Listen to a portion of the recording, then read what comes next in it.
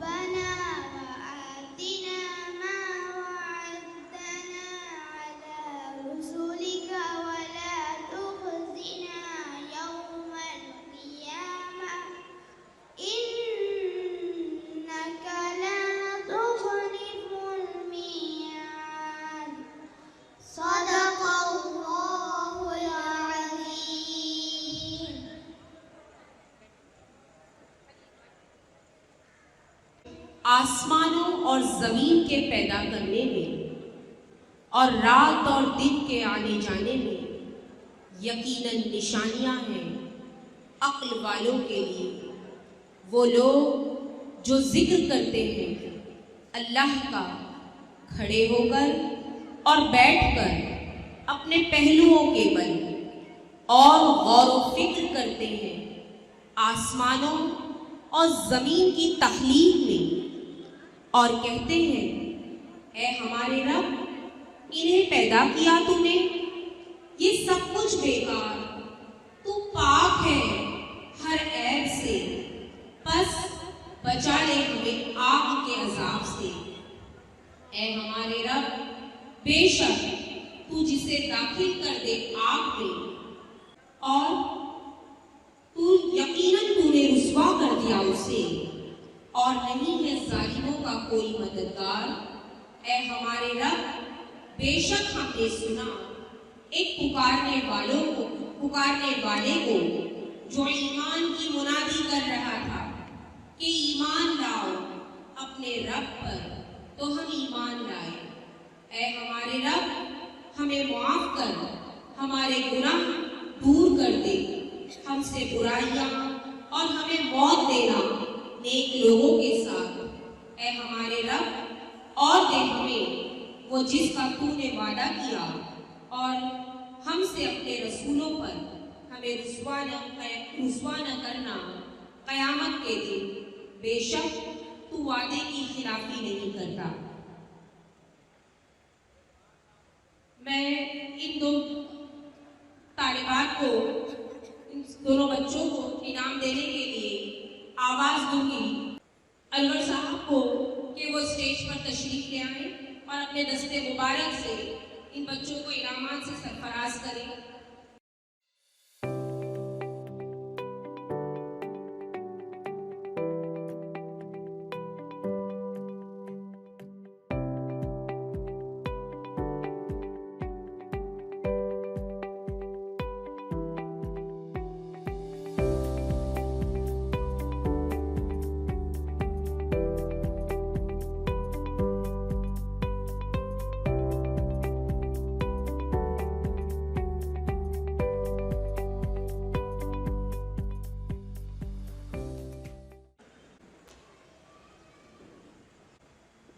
देखिए, ये स्टेज पर आपको दो लेडीज हस्तियां नजर आ रही है।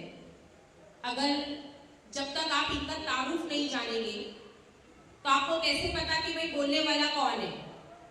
तो सबसे पहले मेरी साथी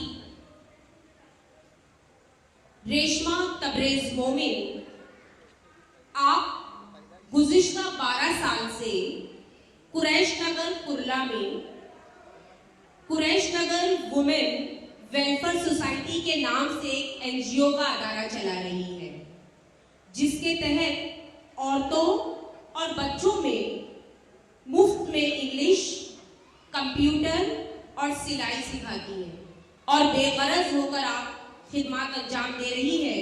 आप एक सोशल वर्कर भी हैं।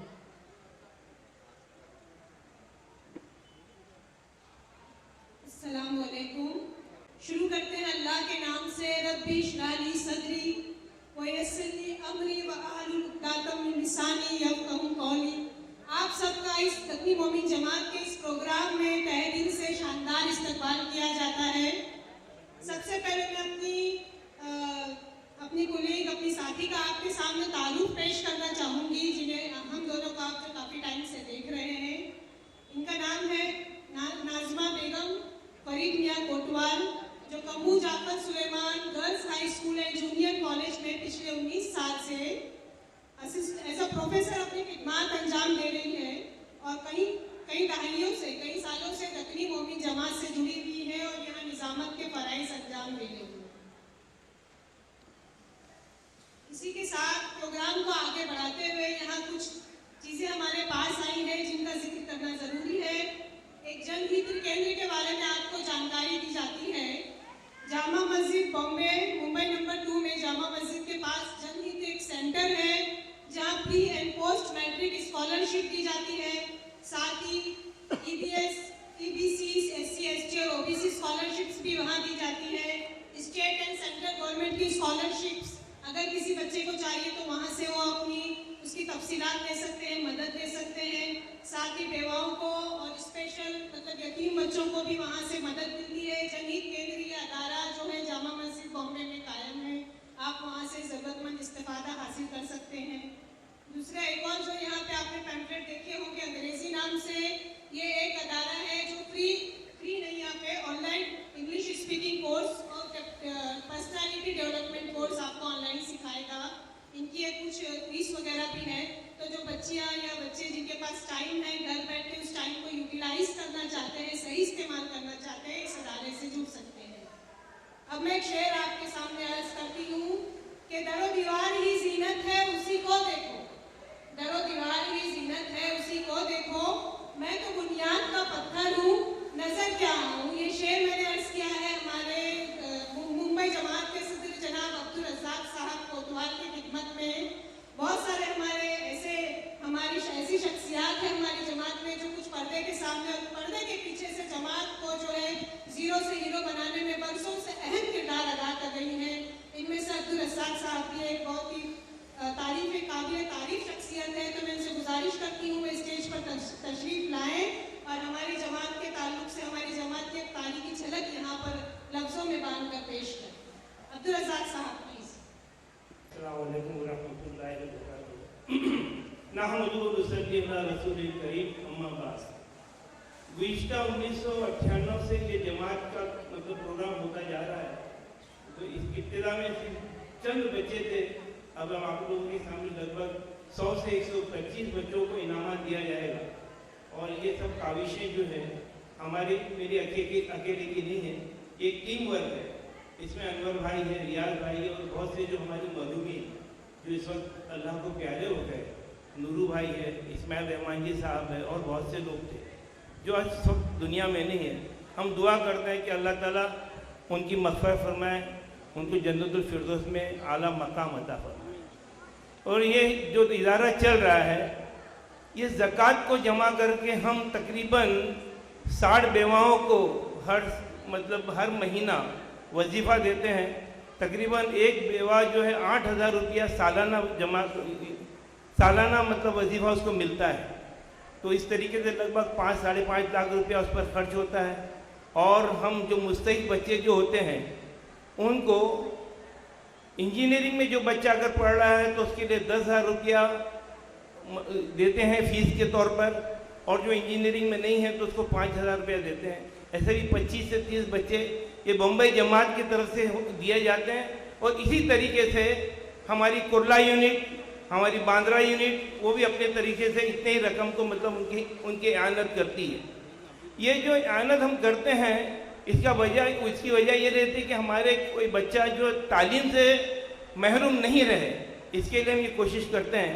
एक वाक़या यहाँ पर याद आ रहा है कि एक बच्चा जो था 91% से उसने एसएससी में नंबर लाया। 91% पास नंबर मामूली नंबर नहीं होता है, लेकिन उनके पास पैसा खर्च करने के लिए, आगे तालीम हासिल करने के लिए उनके माँ बाप के पास पैसा नहीं था। लिहाजा उन लोगों ने ऐसा सोचा कि चलो बच्चे को किसी काम में लगा दें, कोई स्कूटर मैकेनिक बन जाए या किसी दुकान पे बन जाए।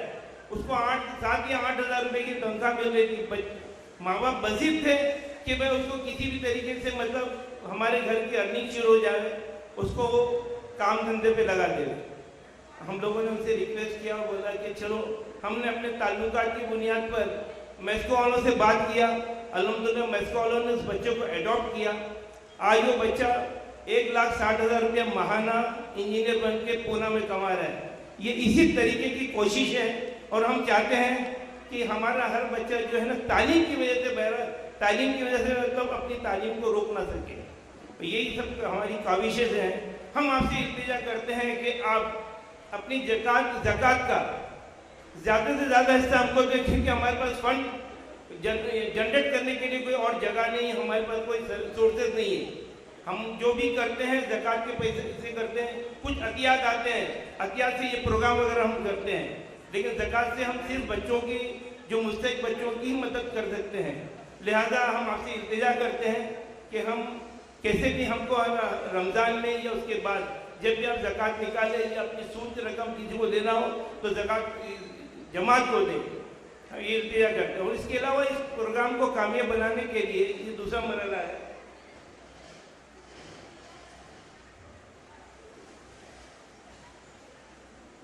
इस प्रोग्राम को कामयाब बनाने के लिए जितने भी यंग लोग हैं, मैं उन सबका शुक्रिया अदा करता हूँ और उनको मुबारकबाद पेश करता हूँ कि उनकी काविशों से ये प्रोग्राम कामयाब रहता है। अब मैं इसके आगे ये मामला जो है अनाउंसर के आगे सपोर्ट करता हूँ, ये कार्रवाई आगे बढ़ाई जाए। अस्सलाम वालेकुम।